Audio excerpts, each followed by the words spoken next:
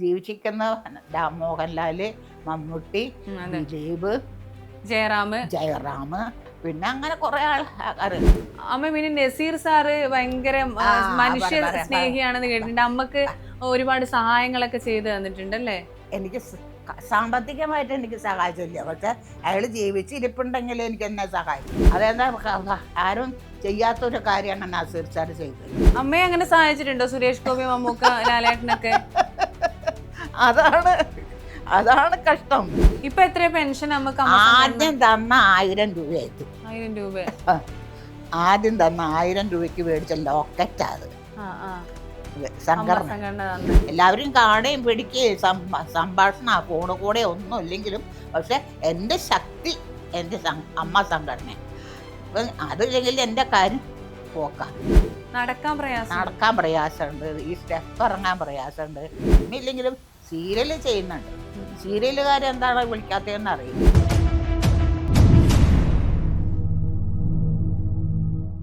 ബാലൻ K Nair, Naseer sir, അതുപോലെ തന്നെ മധു sir, Sathyan sir, എല്ലാവരുടെ കൂടി അഭിനയിച്ചിട്ടുണ്ട്. പിന്നെ മരിച്ചുപോയ സകല സിനിമ വലിയ വലിയ വലിയ നടന്മാരുടെയും കൂടിയും നടികളുടെയും കൂടിയും മരിച്ചു. ഇപ്പോൾ ജീവിച്ചിരിക്കുന്ന മോഹൻലാല്, മമ്മൂട്ടി, ദിലീപ്, ജയറാം,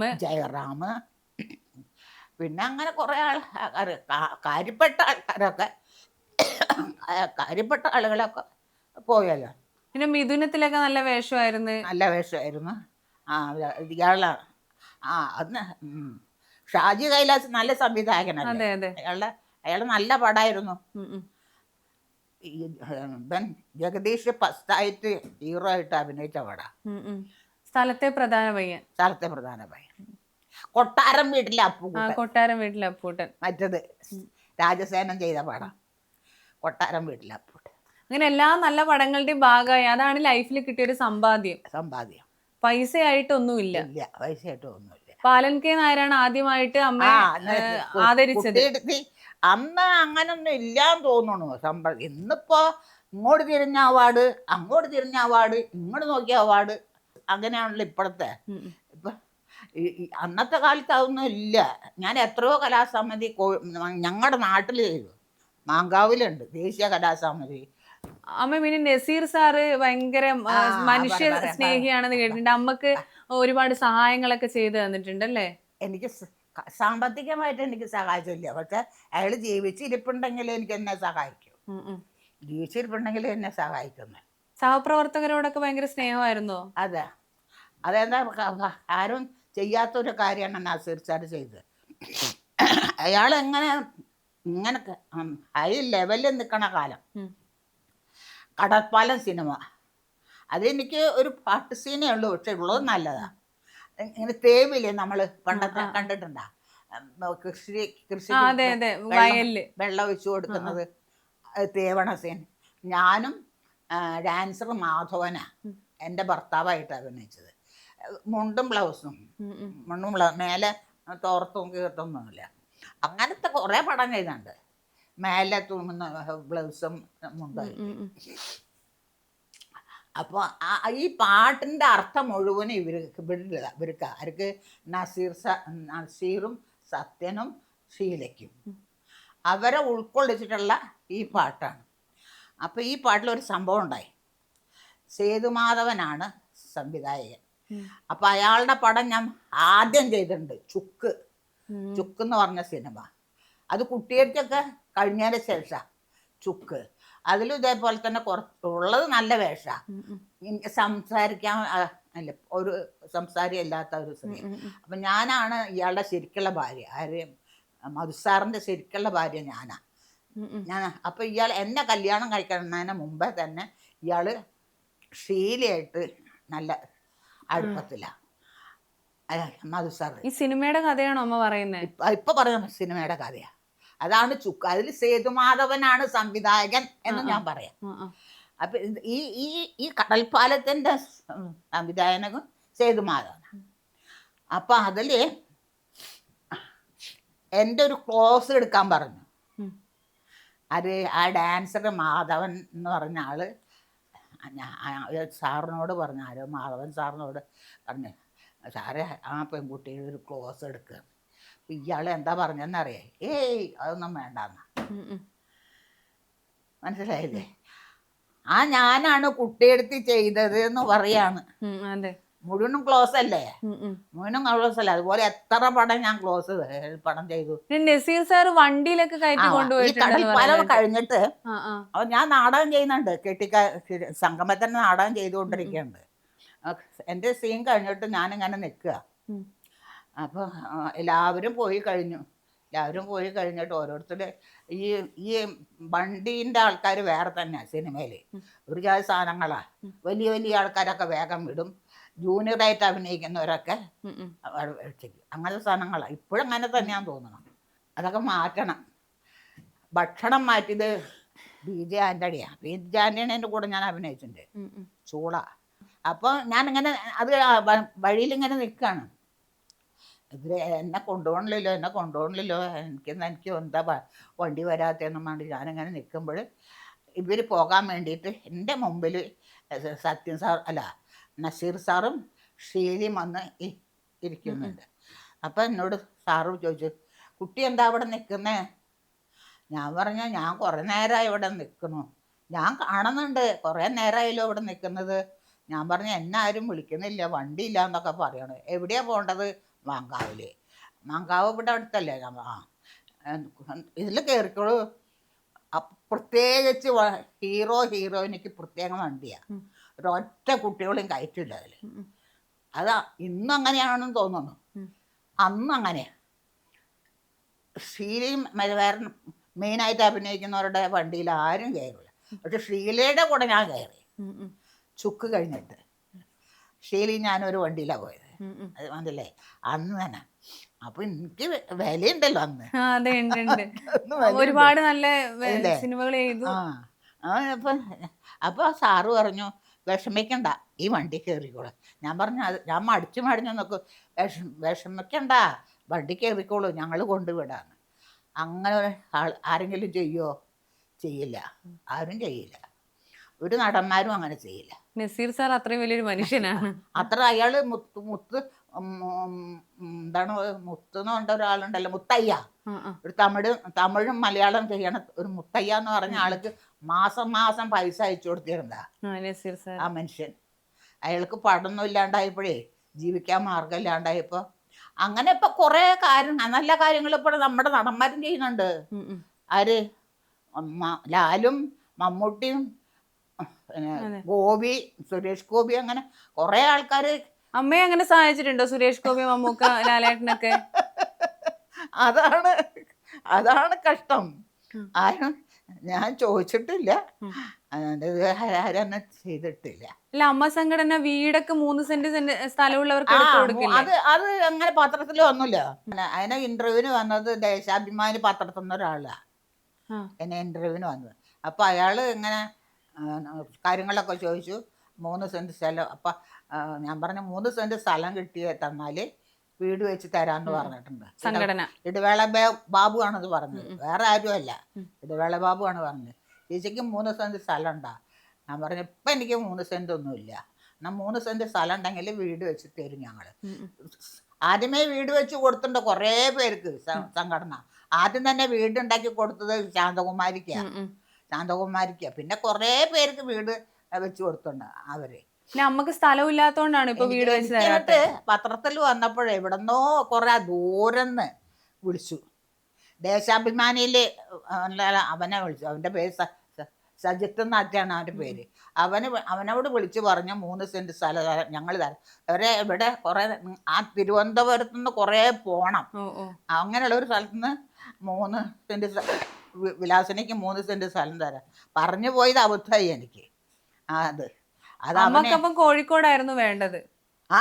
അപ്പൊ അവിടെ വിളിച്ചു പറഞ്ഞപ്പോ അവൻ എന്നോട് ചോദിച്ചു, ചേച്ചി ഇങ്ങനെയാണോ പറയണേ? ഞാൻ പറഞ്ഞു, അയ്യോ അതൊന്നും വേണ്ട, ഇവിടെ നിന്ന് ഇവിടെ ആരെങ്കിലും 3 സെന്റ് സ്ഥലം തരികയാണെങ്കിൽ ഒരു വീട് വെക്കാന്ന്. അങ്ങനെ അപ്പൊ അവൻ എങ്ങനെ എഴുതിയെന്നാ, ചേച്ചി ഇപ്പൊ ഒരു ചെറിയ ചെറിയ മുറിയിലാ താമസിക്കണേന്ന് പത്രത്തിൽ. ഇത് ചെറിയ മുറിയാ? അത് എൻ്റെ മരുമകൻ ചോദിച്ചു. എൻ്റെ ഏറ്റവും താഴെയുള്ള മരുമകൻ എൻ്റെ വിദ്യയുടെ ഭർത്താവ് എൻ്റെ മോനോട് ചോദിച്ചു, അമ്മ എന്താ അങ്ങനെ പറഞ്ഞിരിക്കണേ? ഭയങ്കര പ്രശ്നമായി അത്. അത് ചെറിയ മുറിയിലാണ് ഇപ്പൊ വിലാസിനെ താമസിക്കണേന്ന്. ഇത് ചെറിയ മുറിയാണ്, എത്ര അവിടെ ഒരു മുറി ഇവിടെ ഒരു മുറി, വലിയൊരു സിറ്റ് ഔട്ട്, ഇതൊരു വലിയ ഇതല്ലേ. അത് തെറ്റായിപ്പോയി അവൻ എഴുതിയത്. അമ്മ സംഘടന ഇപ്പൊ എങ്ങനെയൊക്കെയാണ്? അമ്മ സംഘടന അപ്പൊ അത് അവര് ഞാൻ പറഞ്ഞു ഇല്ലാന്ന് പറഞ്ഞല്ലോ. അത് പോയതിന്റെ ശേഷം പിന്നെ ഞാൻ പോകും. ആദ്യം 1000 രൂപയാ സംഘടന തന്നെ. ഇപ്പൊ എത്ര പെൻഷൻ നമുക്ക്? ആദ്യം തന്ന 1000 രൂപയായത്. 1000 രൂപ ആദ്യം തന്ന 1000 രൂപയ്ക്ക് മേടിച്ച ലോക്കറ്റാ അത്. സംഘടന ഞാൻ പെൻഷനായിട്ട് കിട്ടി. ആദ്യം കൈനീട്ടം, പെൻഷനല്ല, കൈനീട്ടം. ഞാൻ അന്ന് ശ്രീകാര്യത്താ താമസിക്കണേ, ശ്രീകാര്യം. അപ്പൊ എനിക്ക് തന്ന പൈസ അപ്പൊ തന്നെ അവിടെ പോയിട്ട് ഞാൻ. അത് എത്ര വർഷം മുമ്പ് വാങ്ങിച്ചതാമേ ഇത്? ഇത് ഞങ്ങളുടെ സംഘടന തുടങ്ങിയിട്ട് 32 വർഷമായി. അത്രയായി. ഈ ലോക്കറ്റ്, മാലയല്ല, ലോക്കറ്റ്. ഈ ലോക്കറ്റ് അതിന്റെ കൂടെ ഒരു മാലയുണ്ടായിരുന്നു, പക്ഷെ ആ മാലയൊക്കെ ഞാൻ മാറ്റി. അപ്പൊ ഇപ്പൊ നമുക്ക് ആരിൽ നിന്നാണ് സഹായം കിട്ടാറ്? അമ്മ സംഘടന എങ്ങനെയാണ് സഹായിക്കാറ്? ഇപ്പൊ ആദ്യത്തെ കാലത്തിൽ ഞങ്ങൾക്ക് മരുന്നൊന്നും അയച്ചു തന്നിരുന്നില്ല, മരുന്നൊന്നും അയച്ചിരുന്നില്ല. പക്ഷെ മറ്റുള്ളതൊക്കെ ഉണ്ട്, ആസ്പത്രിയിൽ കിടക്കണമെങ്കിൽ പൈസ തരുമായിരുന്നു, ആക്സിഡന്റ് ആയാൽ പൈസ തരും, മറ്റുള്ള എല്ലാ കാര്യങ്ങളും സംഘടന തരുമായിരുന്നു. സംഘടനയാണ് ഇപ്പൊ എൻ്റെ ജീവൻ. അതിപ്പോ ഒരു 5-6 എത്ര മാസം ഇപ്പൊ കഴിഞ്ഞ ജനുവരിക്കാണെന്ന് തോന്നുന്നുണ്ടോ ഇലക്ഷൻ വന്നില്ലേ, അപ്പോഴാണ് മാറിയത്. അവരിപ്പോ മരുന്ന് ഇങ്ങോട്ട് അയച്ചു തരുന്നുണ്ട്. 2-3 മരുന്ന്, ഗ്യാസിന്റെയും പിന്നെ പ്രഷറിന്റെ, പിന്നെ ഈ മുട്ടുവേദന കൃത്യമായിട്ട് അത് കൃത്യമായിട്ട് ഒരു 23-24 ആകുമ്പോഴേക്കും സംഭവം വരും. എത്രയാണ് പെൻഷൻ ഇപ്പോ? പെൻഷൻ 5 രൂപ തന്നെ. 5000. അത് ആദ്യത്തെ 1 പോയി, പിന്നെ 2 പോയി, പിന്നെ 3 പോയി, അങ്ങനെ പെട്ടെന്ന് തന്നെ 5 രൂപയാക്കി. ഇപ്പൊ എത്ര ഒരു മാസത്തിൽ ഏത് ദിവസം കിട്ടും പെൻഷൻ പൈസ അമ്മ സംഘടന? അത് അവര് കറക്റ്റ് 1-ാം തീയതി അയക്കും. അത് ഇടവേള ബാബു ഉള്ളപ്പോഴും കറക്റ്റ് 1-ാം തീയതി അയക്കും. ഇവരും ഇപ്പൊ 1-ാം തീയതി അയക്കും.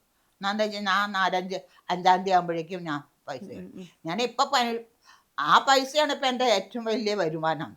അതില്ലെങ്കിൽ പിന്നെ എനിക്കൊരു പേടിയില്ല. എന്താ വെച്ചാൽ എനിക്ക് എന്തെങ്കിലും പറ്റിയാൽ സംഘടന വന്ന് ഞാൻ മരിച്ചാൽ പോലും ഞാൻ പറഞ്ഞിട്ടുണ്ട്, ഒന്ന് വിളിച്ചു പറഞ്ഞാൽ മതി, അവരാരെങ്കിലും വന്നിട്ട് എല്ലാ കാര്യങ്ങളും ചെയ്തു. അതൊരു ബലമാണല്ലേ സംഘടനകൾ. ഇപ്പൊ എനിക്ക് ബലം സംഘടനയാ.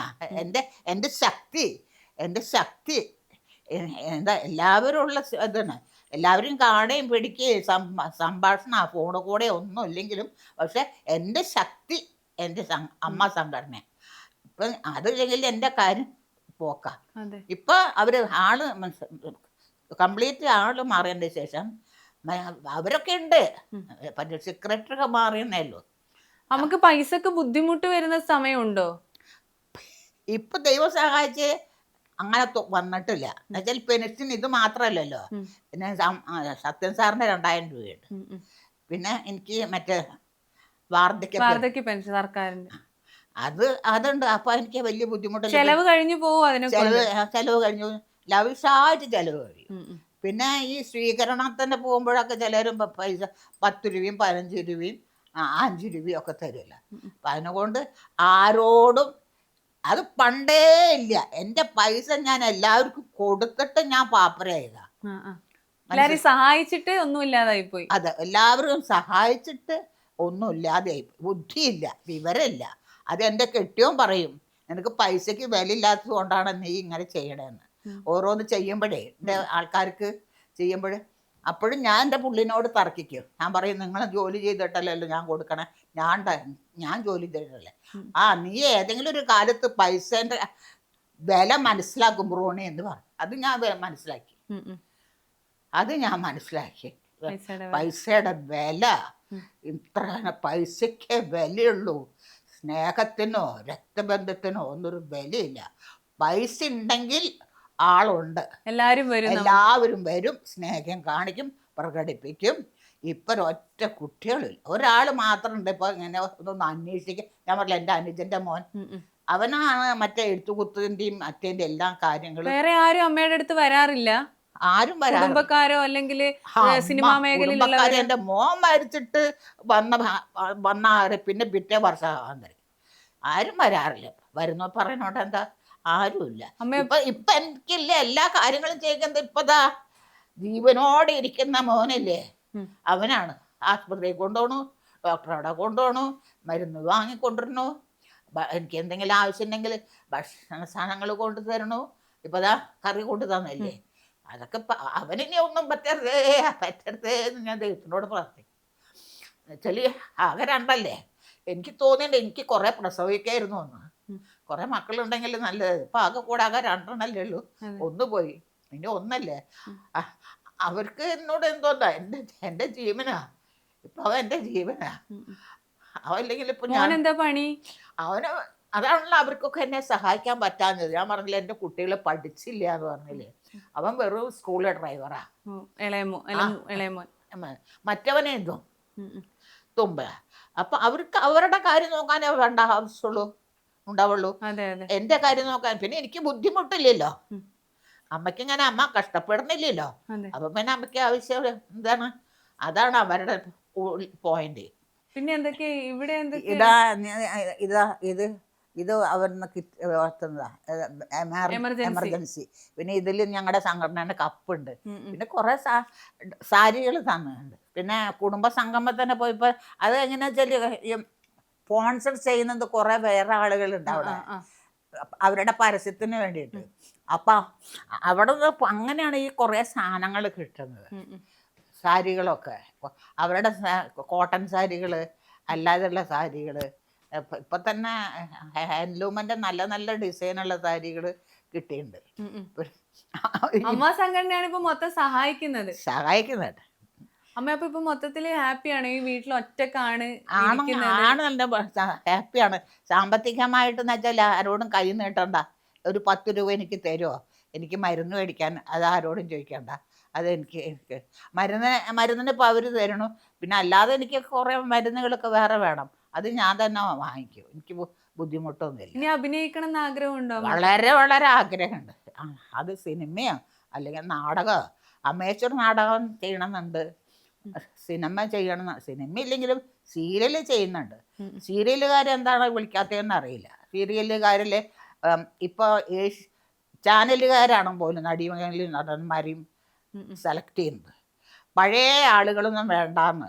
പക്ഷെ ഞാൻ കാണുന്ന സീരിയലിലൊക്കെ പഴയ ആളുകളാണ്, ആണും പെണ്ണും ഒക്കെ പഴയതാണ്. ഇത് എന്നെ മാത്രം എന്താ ഇവർ പഴയ ആളെ ഉപേക്ഷിച്ചെന്ന് എനിക്കറിയില്ല. അതാണ് അതിൻ്റെ ഒരു വിഷമമുണ്ട് നമുക്ക്. ആ കാര്യവും മോൻ്റെ കാര്യവും ഞാൻ വെറുതെ ഇരിക്കണമല്ലോ. ഓരോ സീരിയൽ കാണുമ്പോൾ ഞാൻ പറയും, ഇത് ഞാൻ ചെയ്യേണ്ട വേഷമാണല്ലോ, എനിക്ക് പറ്റിയ വേഷമാണല്ലോ എന്ന് ഞാൻ അങ്ങനെ കാണും, നോക്കും.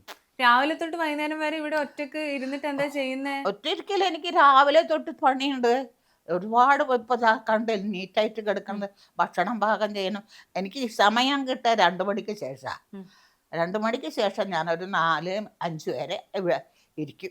ഇരിക്കല ബാത്റൂമിൽ പോവും, വേറെ എല്ലാം എന്തെങ്കിലും ചെറിയ പ്രശ്നങ്ങളൊക്കെ ചെയ്യും. പക്ഷെ TV കാണും.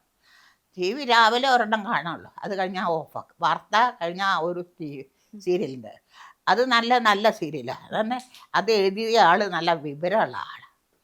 ആ ഡയലോഗൊക്കെ നല്ല അടിപൊളി ഡയലോഗ്സാ. അപ്പോൾ സീരിയൽ കാണും. ഭക്ഷണമൊക്കെ ഉണ്ടാക്കോ? കഷ്ണം മുറിക്കാണ്ടെങ്കിൽ ഞാൻ ഓണാക്കിയിട്ട് ഞാൻ ഇവിടെ ഇരുന്ന് കഷ്ണം മുറിക്കും. ഇവിടെ ഇപ്പം എനിക്ക് അതൊന്നും ചെയ്യാൻ വയ്യ, ഇൻട്രസ്റ്റ് ഇല്ല. വെച്ചാൽ ഇങ്ങനെ തീരെ വയ്യാണ്ടായപ്പോൾ നമുക്ക് മുട്ടുവേദനയാണ്, മുട്ടുവേദനയുണ്ട്, നടുവേദനയുണ്ട്. എന്താണെന്നറിയില്ല, ഭയങ്കര ക്ഷീണം തോന്നും. നടക്കാൻ പ്രയാസമുണ്ട്, ഈ സ്റ്റെപ്പ് ഇറങ്ങാൻ പ്രയാസമുണ്ട്. കഴിഞ്ഞ 2 മാസമായി, കുറേ ഒരു 5-6 മാസം മുമ്പേ ഞാൻ ഇക്ര എന്ന് പറഞ്ഞ ഒരു ആസ്പത്രി ഉണ്ട്, അവിടുത്തെ ഡോക്ടർ പറഞ്ഞു നിങ്ങൾ സ്റ്റെപ്പ് ഇറങ്ങാറില്ലെന്ന്. പക്ഷെ അമ്മ മേലെയല്ലേ താമസിക്കുന്നത്? ഇത് സംഘടന അയക്കണതാ ഈ മുട്ടിന്റെ വേദനയുടെ. ഇത് സംഘടന, ഇത് അവരെ അയക്കുന്നതാ. പിന്നെ ഗ്യാസിന്റെ പിന്നെ അമ്മ ഈ മേലെ താമസിക്കുന്നോണ്ട് അങ്ങനെ പറ്റൂലല്ലോ, ബുദ്ധിമുട്ടല്ലേ താഴെ ഇറങ്ങാനും മേലെ. അത് അതെന്താ വെച്ചാല് ഈ വീട് പഴഞ്ഞ് ഞാൻ പറഞ്ഞില്ലേ വീട് സ്ഥലം വിറ്റതിന് ശേഷം ഇത് മോൻ്റെ പേരിലാണ് വന്ന മോൻ്റെ ഓഹരിയിലാണ് വന്നത്. അപ്പോൾ അവൻ്റെ മരുമകൻ്റെ പരിപാടിയാ. ഉം, ഉം. ആ, ഞാൻ ടെറസാക്കിയിട്ട് ഒരു കൊല്ലം 1.5 കൊല്ലം അതുണ്ടായുള്ളൂ. അപ്പോഴേക്കും അത് അവർ എൻ്റെ മോനത് പൊളിച്ചു. അത് കാണുമ്പോൾ എനിക്ക് സങ്കടം വരും.